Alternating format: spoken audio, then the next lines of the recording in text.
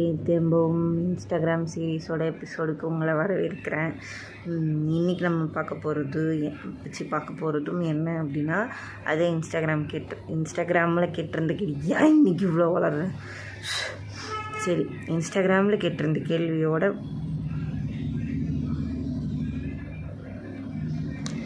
சரி இன்ஸ்டாகிராம் எபிசோடுக்கு உங்களை மீண்டும் வரவேற்கிறேன். இன்றைக்கி நம்ம பார்க்க போகிறது எதை பற்றி அப்படின்னு பார்த்திங்கன்னா, திருப்பி அதே இன்ஸ்டாகிராமில் நான் கேட்டிருந்ததுக்கான ஒரு பதில் என்ன அப்படின்னா, கீச்செயின். நான் கீச்செயினை ஒரு பொருளாக நான் இப்போ வரைக்கும் இமேஜின் பண்ணலை அதுக்கு எழுதணும் அப்படின்ட்டு. எனக்கு பேசிக்காக எல்லா உயிரற்ற பொருளுக்குமே எழுதணுன்றது என்னோடய ஆசை. அந்த மாதிரி தான் டிவி, ஹீரோ பென்னு, ஹெட்செட்டு, இந்த மாதிரி எல்லா உயிரற்ற பொருட்களுக்குமே ஏதாவது எழுதணுன்றது என்னோடய ஆசை. அந்த மாதிரி நிறைய எழுதியும் வச்சுருக்கேன். அது அடுத்தடுத்து வரக்கூடிய பதிவுகளில் பார்க்கலாம். ஆனால் இப்போ வரைக்கும் கீச்செயினை பற்றி எழுதணும் அப்படின்றது எனக்கு ஒரு நாளும் தோணலை. அதை பற்றி எழுதணுன்னு வேணால் எனக்கு தோணியிருக்கு. ஆனால் கீச்செயின் சுத்தமாக எனக்கு ஸ்ட்ரைக்கே ஆகாத ஒன்று. எனக்கு சொன்னல தொண்டலை கிச்சு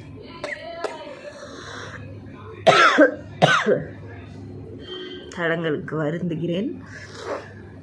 அதான் இப்போ அந்த கிச்சன் இவ்வளோ நேரம் நல்லா அப்படியே செம்மையாக வெயில் அடிச்சிட்டு இருந்தது. லைட்டிங்லாம் செம்மையாக இருந்தது.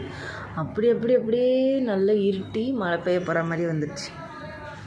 சரி, அதுதான் கீச்செயின். அந்த கீச்செயினுக்கு எப்படி எழுதுறது அப்படின்றது நான் ஒரு 4-5 நாள் வெயிட் பண்ணுங்க.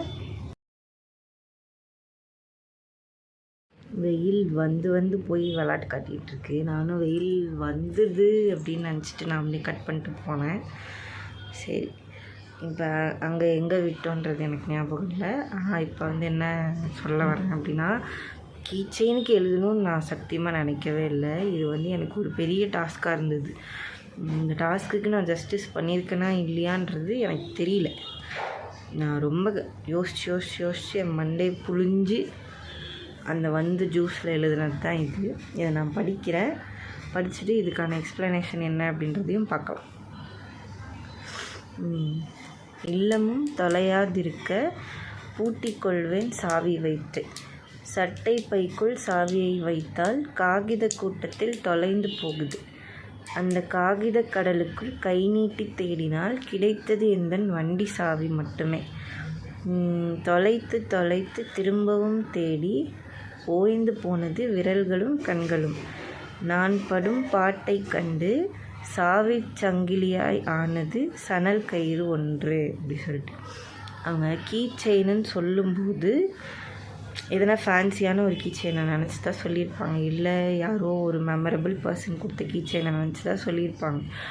ஆனால் எனக்கு கீச்செயின்னா என்ன அப்படின்றது ஒன்று தோணியிருக்கோம்ல, நான் அதை வச்சு எழுதுனது தான் இது. இப்போ இதை படிக்க இதுக்கான எக்ஸ்ப்ளனேஷன் என்ன அப்படின்றத சொல்கிறேன். இல்லமும் தொலையாதிருக்க பூட்டிக்கொள்வேன் சாவி வைத்து.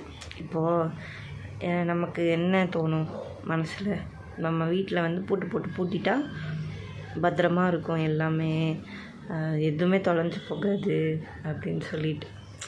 ஆனால் அதையுமே உடச்சி திருடுற சில கும்பல் இருக்க தான் செய்யுது. அதுக்கு எதுவும் சொல்லலை நான். அதுக்காக எதுவும் சொல்லலை நான்.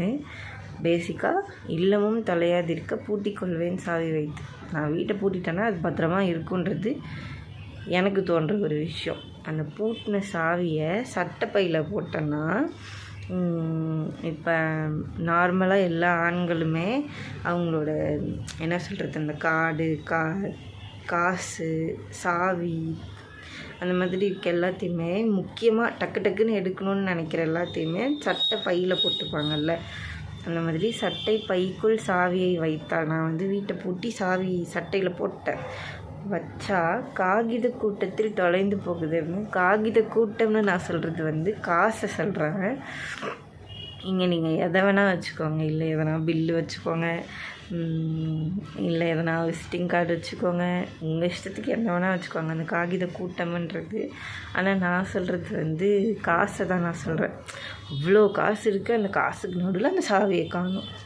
சரியா? அந்த காகித கடலுக்குள் கை நீட்டி தேடினால். முதல்லையாச்சும் காகித கூட்டம் இப்படி என்கிட்ட எவ்வளோ காசு தெரியுமா? கடல் அளவுக்கு காகிதம் வச்சுருக்கேன் நான். காகிதம்னா என்ன? காசு, நோட்டு.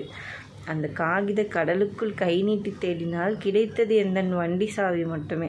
ஐயையோ, எத்தனை சாவி உள்ளே போட்டேன்னு தெரியலையே. எடுத்து பார்த்தா வண்டி சாவி வருது அப்படி சொல்லி தொலைத்து தொலைத்து திரும்பவும் தேடி ஓய்ந்து போனது விரல்களும் கண்களும்.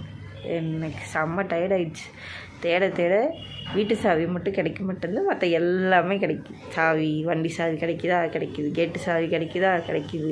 காசு கிடைக்குதா? கிடைக்குது. எடுத்து பார்க்க பார்க்க கையும் வலிக்குது, கண்ணும் வலிக்குது. என்னால் முடியல, டயர்டாயிடுச்சு. அப்போது நான் எந்த அளவுக்கு சிரமப்படுறேன்னா, ஒரு வழியாக நான் அந்த வண்டி சாவியை கண்டுபிடிச்சிட்டேன். வீட்டு சாவியை கண்டுபிடிச்சிட்டேன். அப்படி கண்டுபிடிச்சப்போ ஒரு சணல் கயிறுனால் தெரியும்ல, திரிச்சு எடுப்பாங்களே, ரஃப்பாக நாராக இருக்கும்ல ஒரு கயிறு. எல்லாருக்குமே சணல் கயிறு தெரியுமா என்னென்னு வேறு எனக்கு தெரியல. அது தெரியல அப்படின்னா நான் உங்களுக்கு ஃபோட்டோ இங்கே எங்கேயாவது போடுறேன். அந்த சணல் கயிறு வந்து இப்போ நான் வந்து உனக்கு உன்னோட கீச்செயின் ஆயிக்கிறேன். கீச்செயின் நான் சாவி சங்கிலின்னு சொல்கிறது வந்து கீச்செயின் தான் சொல்கிறேன். அப்படி ஆயிக்கிறேன் அப்படின்னு சொல்லிட்டு அந்த சணல் கயிறு சொல்லுதாம்மா. ஒரு நிமிஷம் ஆச்சுன்னு பார்த்திங்கன்னா, எனக்கு ஃபோன் வந்துடுச்சு. அதை தான் அட்டன் பண்ணுறதுக்கு போயிட்டேன். அதுதான் இப்போ நான் எவ்வளோ கஷ்டப்பட்டு அந்த சாவியை தேடி எடுத்திருக்கேன்.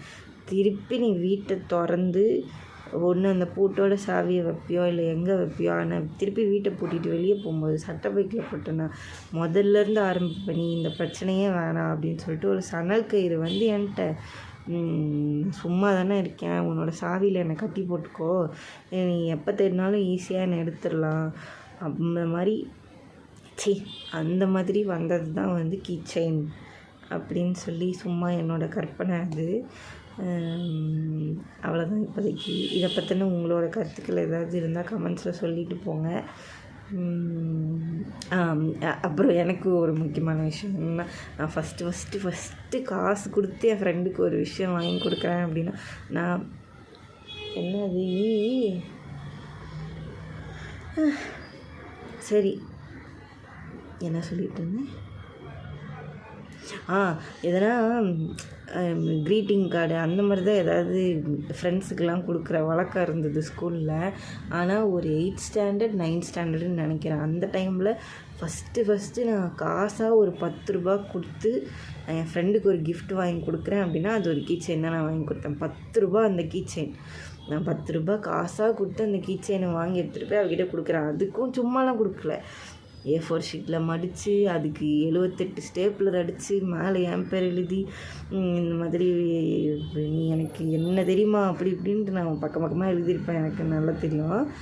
அந்த மாதிரி எழுதி நான் என் ஃப்ரெண்டுக்கு வந்து கிஃப்ட்டு கொடுத்தது ஒரு கீச்செயின் தான். அதனால் இந்த கீச்செயினுன்றது எனக்கும் ரொம்ப ஸ்பெஷலாக இருந்தது. அவ்வளோதான். கீச்செயினை பற்றின உங்களுக்கு ஏதாவது மெமரிஸ் இருந்தால் அதையும் மறக்காமல் ஷேர் பண்ணிவிடுங்க. இப்போதைக்கு இது அவ்வளோதான். அடுத்த வீடியோவில் பார்க்கலாம்.